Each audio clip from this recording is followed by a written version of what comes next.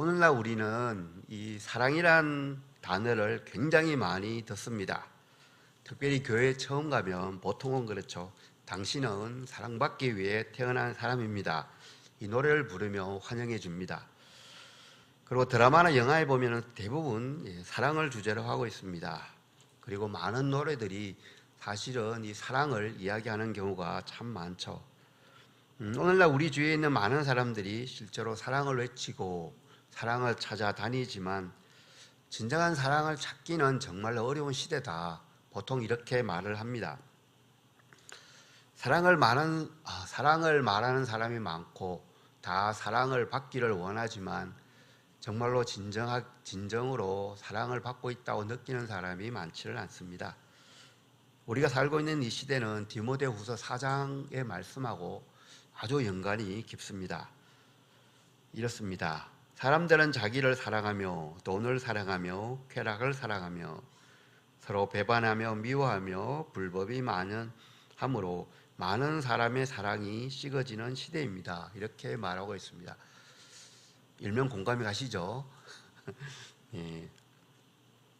이 시대의 사랑은 상당히 이기적입니다. 그리고 계산적인 경우가 정말로 많습니다. 개인마다 차이가 있겠지만 이런 것 같습니다. 그래서 정말로 사랑의 모양은 있지만 사랑의 실체가 없는 시대로 달려가고 있지 않나 이렇게 생각합니다. 사랑이란 말이 참 많이 울려 퍼지지만 실제로는 사랑이 없는 하나님께서 바라는 그 사랑은 찾기가 좀 힘든 그 시대입니다. 그래서 이 시간은 그 어떻게 하면 좋을까 이것을 좀 생각했으면 좋겠습니다. 예수님의 마음에 사랑이 가득한 분이다. 우리는 이렇게 생각을 하죠. 그리고 이런 말에 아무도 토를 달지 않습니다.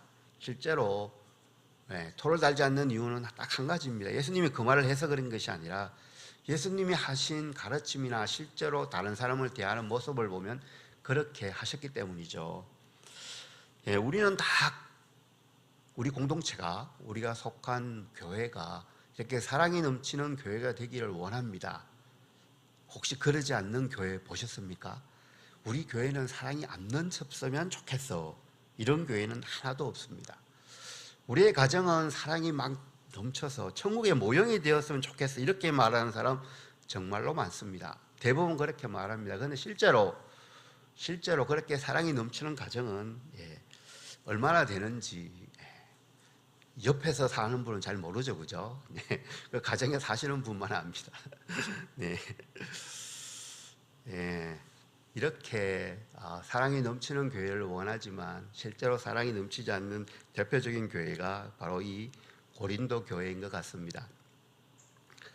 이것은 옳아, 그것은 틀려. 이걸로 맨날 싸우고 파가 갈라집니다. 예수님을 믿기는 했습니다. 예수님을 정말로 잘 믿습니다. 그런데 예수님의 마음을 가지는 것은 조금 부족함이 있습니다. 그래서 예수님의 마음으로 교회에서 함께 예배를 드리지만 그렇게 대하지를 못합니다.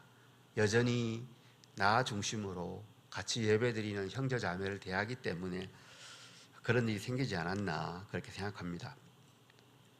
고린도전서 8장에는 우상에게 제물로 바쳐진 고기를 먹어도 되나 먹지 말아야 되나 이 문제입니다. 우리하고 사실 별 관계가 없습니다. 우리는 시장에서 고기를 사 먹으면 됩니다. 그렇죠. 근데 그 당시는 상황이 다릅니다. 신전이 많았고 그 신전에 제사를 자주 지냅니다. 물론 제사 드린 고기는 제사장이 먹지만 다 먹을 수가 없죠. 그 많은 고기를. 그러면 당연히 시장에 팔 겁니다. 그리고 그 옛날에 지금부터 2000년 전인데 고기가 그렇게 흔한 시대가 아니잖아요. 얼마나 귀합니까? 물론 유대인들은 구약의 율법에 따라서 잡은 고기를 먹습니다. 굉장히 비쌉니다. 보통 사람들이 사 먹기는 상당히 불편합니다. 고린도 교회에는 유대인이 처음에는 많았지만 점차 이방인이 많아졌습니다. 율법을 지키지 않죠. 고기가 먹고 싶습니다. 어떤 고기를 사야 될까요?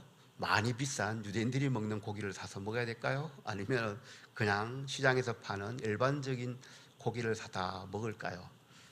고민할 필요가 없습니다. 그분들은 대부분 일반적인 고기를 사서 먹었을 겁니다. 그런데 문제는 고린도 교회 교인 중에는 어릴 때부터 거기서 자란 사람이 있습니다. 어릴 때부터 우상 숭배를 해왔습니다. 신전에 가서 제사도 드리고 고기도 먹고 했습니다. 근데 그 사람이 마음이 바뀌어서 이제는 교회를 옵니다. 경험이 없다면 모르겠는데 이 사람은 경험이 있습니다. 이 사람이 시장에 가서 고기를 사서 먹으려고 하니까 마음이 깨름직합니다. 옛날에 자기가 했기 때문에 이 고기가 어떤 고기인지 알잖아요. 그래서 마음이 불편합니다. 마음이 불편한 중에 유대인들이 또 한마디 거들고 있습니다. 우상에게 제물로 바친 고기를 먹는 것은 우상 숭배하는 거야. 절대로 먹으면 안 돼. 간단한 마음도 불편한데 그 한마디 듣고 나니까 이걸 먹어야 돼 말아야 돼 고민이 많습니다. 격렬하게 논쟁이 일어납니다. 먹으면 안 돼. 하나님께서 만드신 건데 감사함으로 먹으면 되지. 그게 뭐가 그래 중요해. 이런 거죠. 교회 생활하다 보면 이런 일이 많지 않습니까? 무엇이 가끔씩 의견이 맞지 않을 때도 있고 무엇이 옳은지 잘 모를 때도 있고 의견이 분분할 때가 많습니다. 이럴 때 우리는 성경의 가르침을 찾습니다. 왜냐하면 성경이 명확한 기준이다라고 교회에 있는 모든 사람들이 인정하고 그렇게 하기 때문입니다. 자, 우상에 바친 제물을 먹어도 되냐 먹어도 되지 않나 성경적인 가르침은 바울이 아주 간단하게 이야기합니다. 이것이 4절에서 6절까지인데요. 한마디로 요약하면 이렇습니다. 우상에게 바쳐졌던 고기 먹어도 돼. 아주 간단합니다. 왜냐하면 산이나 바다 들에 우상이 너무나 많은 시대였습니다. 그리고 그 우상은 실제로 아무것도 아니야. 하나님은 유일하신 분이야. 하나님만이 참신이야. 그러니까 그 우상에 바쳐졌다고 해서 고기가 바뀐 게 아니잖아. 그냥 고기는 고기일 따름이야. 그래서 감사함으로 먹으면 아무 문제가 없어. 이것이 성경의 진리라는 겁니다. 그런데 올바른 성경의 지식만 가지고 교회 갈등이 해결이 될까요? 되지 않습니다. 지식만 가지고 이렇게 교리만 가지고 갈등이 해결되면 얼마나 좋을지 얼마나 좋겠습니까마는 실제로 그렇지가 않습니다. 예수님의 마음을 가지고 다른 사람을 봐야 되는데 어떤 교리 지식을 가지고 다른 사람을 보면 당신 그렇게 하면 안 돼. 예수 믿는 사람이 그렇게 살아면 되겠어. 이렇게 무시하기도 하고 가르치려고 하기도 하고 이런 일이 생기겠죠. 반대쪽에서 보면은 기분이 안 좋습니다. 교회에 나오고 싶은 마음이 별로 없겠죠. 교리만 가지고 지식만 가지고 따져서 문제가 해결되는 경우는 거의 없습니다. 예수님은 간음하다 잡혀온 여인을 둘러싼 남성들에게 죄 없는 자는 먼저 돌로 치라고 합니다. 그 주위에 있던 남자들은 왜 간음하는 자를 돌로 치라고 했는지 그 하나님의 마음에 대해서는 관심이 없습니다. 어떻게 하든지 예수님을 엮어서 욕보이고 싶어 하죠. 보통 그래서 우리는 이런 말을 합니다. 사랑 없는 정의는 폭력이다. 많이 들어보셨죠? 사랑이 없는 정의는 폭력이다. 맞습니다. 그런데 사랑이 없는 지식, 이것도 폭력이 될 수가 있습니다. 너 그렇게 하면 안 돼. 절대로 그러면 안 돼. 이렇게 된다는 거죠. 자, 본문 1절로 다시 돌아가 보면 이렇습니다. 우리 모두가 지식이 있는 줄을 알고 있습니다. 지식은 사람을 교만하게 하지만 사랑은 덕을 세웁니다. 동의하십니까? 지식은 사람을 교만하게 합니다. 지식 정말로 필요합니다. 올바른 지식을 가지는 거 얼마나 중요합니까? 그런데 지식만 가지고 고기를 먹어도 되냐, 먹지 말아야 되나 이렇게 판단하면 부족하다는 거죠. 그리고 모든 사람이 다 올바른 지식을 가지고 있는 것이 아니라는 것입니다. 왜냐하면 성경이 일반적으로 보통 사람 손에 있는 것이 아니기 때문에 그렇습니다. 그리고 고린도라는 도시는 우상 숭배가 아주 심한 특별한 도시입니다. 그래서 단순히 먹어도 되니까 우상은 아무것도 아니니까 고기는 고기니까 먹어도 되라고 하기가 불편하죠. 그러면 많은 사람이 마음에 상처를 입게 됩니다. 그런데 더 큰 문제가 있습니다. 고린도 교인 중에 올바른 지식을 가진 사람들이 있습니다. 성경을 잘 아는 사람이겠죠. 고기는 고기고 우상은 우상이다. 우상은 아무것도 아니야. 그렇기 때문에 고기를 먹어도 돼까지면 좋은데 이 사람들이 신전에 가서 고기를 먹습니다. 교회 와서 예배를 드리는데 자기는 자신이 있다는 거죠.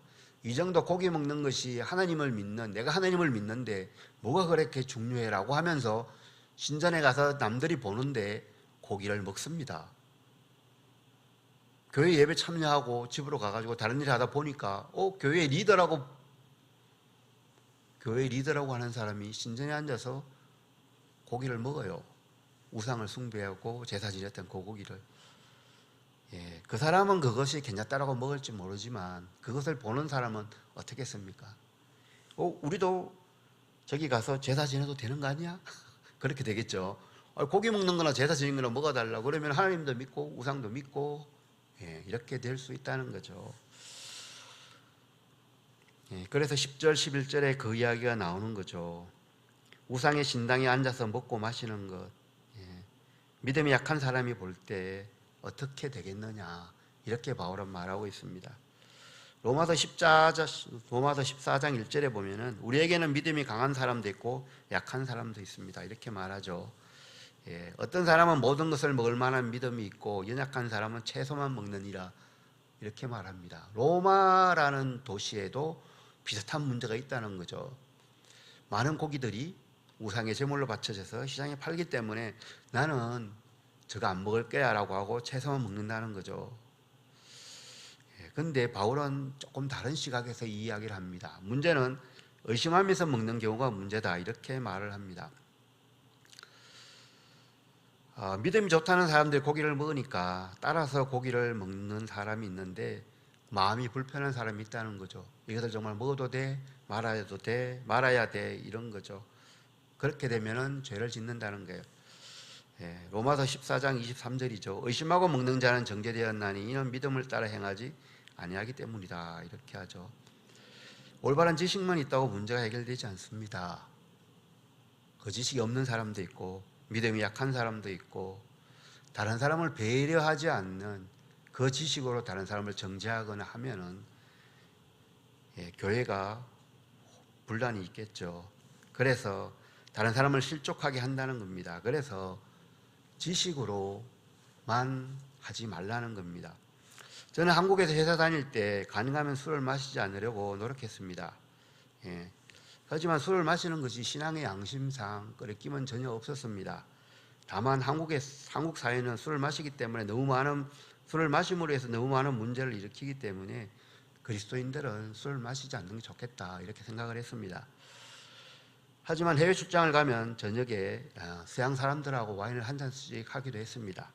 와인이 비싸기도 하고 고기만 먹으면 속이 불편하기도 하고, 근데 그 사람들은 마시라고 전혀 권하지 않습니다. 잔이 있고 마시는 것만큼 마시면 되죠. 그리고 먹지 않고 싶으면 안 먹어도 되고요. 저는 그런 문화가 참 좋았습니다. 하지만 지금도 마찬가지입니다. 이 한국에서는 그리스도인은 술을 안 마시는 게 좋겠다고 생각합니다. 왜냐하면요, 그 사람이 술을 마시는 것은 자유일지 모르지만 그것을 보고 다른 사람이 나도 내가 예수 믿기 전에 했던 행동 그대로 다 해도 별 문제가 없네, 이렇게 될 가능성이 많다는 겁니다. 재밌는 것이 있습니다. 성경엔 담배 피우지 말라고 하지 않습니다. 한번 찾아보십시오. 왜냐하면 성경이 기록될 땐 담배가 없었습니다. 하지만 술 먹고 담배를 피우고 하는 문제가 구원과 관련된 문제는 분명히 아닙니다. 하지만 그렇게 함으로 인해서 다른 사람을 힘들게 한다면, 실족해 한다면 안 하는 게 맞습니다. 교회 안은 이런 논란은 거의 없습니다. 하지만 요즘 아주 심한 논란이 있습니다. 진보와 보수죠. 정체적인 색깔을 가지고 논란에 빠지는 경우가 많죠. 어떤 것이 옳으냐, 어떤 것이 다르나. 선거철만 되면 교회도 예외가 아닙니다. 그런데 물론 말할 수 있습니다. 하지만 내가 그 말을 함으로 인해서 다른 사람이 실족한다면 안 하는 게 훨씬 더 좋습니다. 교리 문제, 성경 어디에 찾아봐도 정치적인 이야기를 하지 말라는 것은 없습니다. 분명히. 하지만 내가 그 말을 함으로 인해서 누군가가 마음이 불편하다면 다른 데서 하면 되죠. 굳이 교회 와서 해야 되겠습니까? 올바른 지식 정말로 중요하죠. 성경에 이렇게 되어 있어. 하나님 믿는 사람은 이렇게 하면 안 돼. 정말로 중요합니다. 하지만 그 다음에 그 위에 다른 사람을 향한 배려가 있어야 됩니다. 그것이 없다면은 그 지식, 성경에 대한 지식으로 다른 사람을 자꾸 찌르게 된다는 거죠.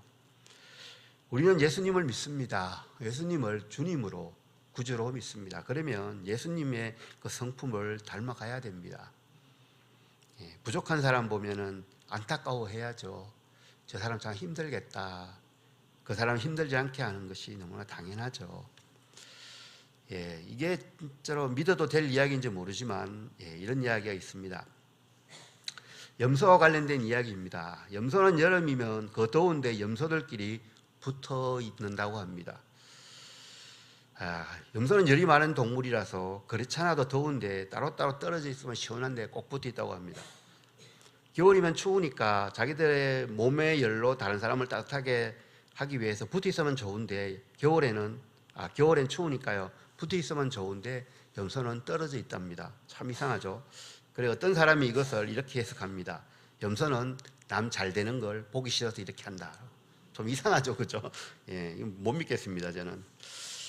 겨울에 자기들끼리 딱 붙어 있으면 얼마나 따뜻합니까? 그런데 나 때문에 다른 사람이 따뜻해지는 거 보기 싫다는 거예요. 그래서 염소는 겨울에는 떨어져 있고 여름에는 붙어 있다는 겁니다. 물론 해석이 이상하긴 합니다. 하지만 마태복음 25장에는 이와 비슷한 구절이 있습니다. 마지막 때 양과 염소의 비유가 나오죠. 우리가 하나님 앞에 섰을 때 심판을 받는데 오른편의 양, 왼편의 염소로 나누어진다고 하죠. 오른쪽 양에게 복받을 자, 왼편의 염소에게 저주받을 자라고 합니다. 아마도 염소 같은 마음, 이렇게 남이 잘 되는 거 절대로 두고 못 보는 이러한 마음 때문에 그런 건 아닐까요? 한국에 아주 유명한 말이 있습니다. 배고픈 것은 참는데 배 아픈 것은 못 참는다. 참 들어보면 들어볼수록 참 이상하죠. 답답하기도 하고. 에베소서 4장 15절에 오직 사랑 안에서 참된 것을 하여 범사에 그에게까지 자랄지라. 그런 머리니 곧 그리스도라. 오직 사랑 안에서 자라가라는 겁니다. 이것이 가장 중요하다는 거죠. 우리가 정말 그리스도인인지 그리스도인이 아닌지는 우리가 사랑 안에서 살고 있냐는 거죠. 예수님의 사랑을 받았으면, 예수님이 나를 사랑한다는 것을 느꼈으면 나도 다른 사람을 사랑으로 품어야 된다는 거죠. 스펄전 목사님, 영국에 유명한데요, 설교 중에 이런 말을 했답니다. 올바른 교리를 가지고 망하는 사람이 있다. 누구나 예수님을 믿기만 하면 구원받는다. 이것은 올바른 교리입니다. 그러나 이 교리를 엄밀한 죄를 지어도 구원받고 다른 사람과 불화하여도 다툼이 있어도 구원받는 것이라고 악용한다면 그 올바른 교리를 안다고 해서 구원받는 것이 아니다. 이렇게 말을 했다고 합니다. 그분이 한 이유는, 이렇게 말한 이유는 너무나 당연하죠. 올바른 지식, 올바른 교리 아는 것은 정말 중요하지만 그 교리 때문에 훨씬 더 담대하게 죄를 짓는 방향으로 뛰어나가면 구원받지 못한다. 이 말을 하고 싶은 거죠. 정말로 중요한 것은 우리 마음 가운데 이 예수님의 그 마음, 사람들을 보고 불쌍히 여기시는 그 마음, 하나님이 사람들을 보고 가볍게 보고 불쌍히 여기시는 그 품어주는 그 마음이 있는가 없는가 하는 것이죠. 형제자매를 보면서 배려한 마음이 있습니까? 우리 교회가 사랑으로 소문나라면 어떻게 해야 할까요? 대부분의 교회는 다 이렇게, 그 교회가 정말로 사랑이 많은 교회다 이렇게 소문나기를 바랍니다. 그렇죠? 우리 사랑이 많은 교회로 소문나기를 결심을 하고 노력합시다. 설교도 하고 가르치기도 하고 열심히 구제도 하면 사랑이 많은 교회로 소문이 날까요? 어느 정도는 효과가 있겠지만 조금 지나면 아마 지칠 것 같습니다. 교만해질 수도 있고요. 자기 교회 자랑만 할 수도 있고. 우린 가끔씩 그런 걸 봅니다. 예수님은 자랑을 안 하고 교회만 자랑을 하는 그런 교회가 가끔씩 있습니다. 그런데 정말로 교회가 사랑이 많은 교회로 소문나기 위해서는 예수님과 하나가 되면 되죠. 예수님을 바라보고 예수님과 동행하고 살면 자연적으로 사랑이 많은 교회로 소문이 날 겁니다. 우리는 예수님을 믿었기 때문에 모든 것에서 자유한다 이렇게 주장하는 사람들이 있습니다. 맞습니다. 예수님은 우리에게 자유를 주셨습니다. 그리스도 안에서 우리는 자유인입니다. 그런데 예수님께서 피 흘려서 죽으셨고 우리에게 자유를 주신 그 이유가 너는 이제 자유이니까 무슨 일이든지 해도 돼 이런 자유를 주시려고 죽으신 건 아니잖아요. 그죠? 갈라디아에서 5장 1절에는 우리에게 자유를 주셨다. 그렇지만 너희들은 다시는 종의 멍에를 매지 말라 이렇게 말씀합니다. 그리고 조금 뒤에 가면 5장 13절에는 형제들아 너희가 자유를 위하여 부르심을 입었으니 그 자유로 육체의 기회를 삼지 말고 오직 서로 종로로 타라고 합니다. 좀 이상합니다. 1절에서 종의 멍에를 매지 말라. 너희들은 자유이니까 더 이상 종이 아니다. 종의 멍에를 매지 말라라고 이야기하고 13절에는 서로 종로로 타라라고 이야기합니다. 조금 이상하죠. 네. 종에서 너희들은 죄에서 해방된 의의 종이다 이런 말이죠. 예수님을 믿고 죄에서 해방돼서 자유를 얻었기 때문에 이제는 옛날처럼 그렇게 살지 말라는 거죠. 마귀의 종으로 살지 말라는 거죠. 예수님은 이렇게 우리에게 순종을 요구합니다. 왜 이렇게 순종을 요구하는지 미국의 어떤 신학자 교수는 이렇게 이야기하더라고요. 예수님이 우리에게 완전한 순종을 요구하시는 것은 우리를 통제하기 위함이 아니다. 그렇죠. 우리를 통제하려고 한 것이 아니라 우리가 통제받지 말아야 된 것들에 의해서 통제받는 것을 막기 위함이다. 이렇게 이야기합니다. 우리가 예수님께 순종하면 다른 데 통제받지 않습니다. 우리의 욕망, 특별히 우리의 자랑하고 싶은 그런 것에 통제받지 않기 때문에 우린 예수님께 순종해야 된다는 거죠. 예수님께서 우리에게 주신 자유는 조금 다릅니다. 하나님의 뜻을 어기지 않으려고 노력하는 자유, 내 욕심대로 살지 않고 하나님께서 원하는 그 삶을 따라 살려고 하는 자유, 좀 힘들고 외롭고 더디 가더라도 진리의 길로 가려고 선택하는 자유, 이런 자유를 주시려고 예수님께서 십자가에서 죽으신 것입니다. 우리가 무엇이든 더 할 수 있다 이런 자유가 아닌 것이죠. 예수님께서 십자가에 죽으셔서 우리한테 자유를 주셨는데 그 자유는 기꺼이 순종할 수 있는 자유, 조금 불편하지만 그럼에도 사랑하고 용서할 수 있는 자유, 이것을 주신 것입니다. 만약에 우리가 하나님께서 주신 말씀을 어기고 선악과를 따먹은 하와와 아담처럼 된다면 우리는 모든 자유를 잃어버리게 됩니다. 우리는 하나님께 순종할 때 자유로운 삶을 살 수가 있습니다. 부부 사이에 자유롭다는 것은 배우자를 속이고 외도하는 것이 아니죠. 오직 부부에게만, 자기 배우자에게만 신실하게 하는 것이 자유입니다. 예수님은 우리를 죄와 저주에서 자유를 주시려고 십자가에서 죽으셨습니다. 우리도 다른 사람 시험 들지 않게 해야 됩니다. 다른 사람 혼란에 빠지지 않게 해야 됩니다. 그 사람을 배려하는 마음을 가져야 된다는 거죠. 그래서 사도 바울은 이렇게 고백합니다. 13절입니다.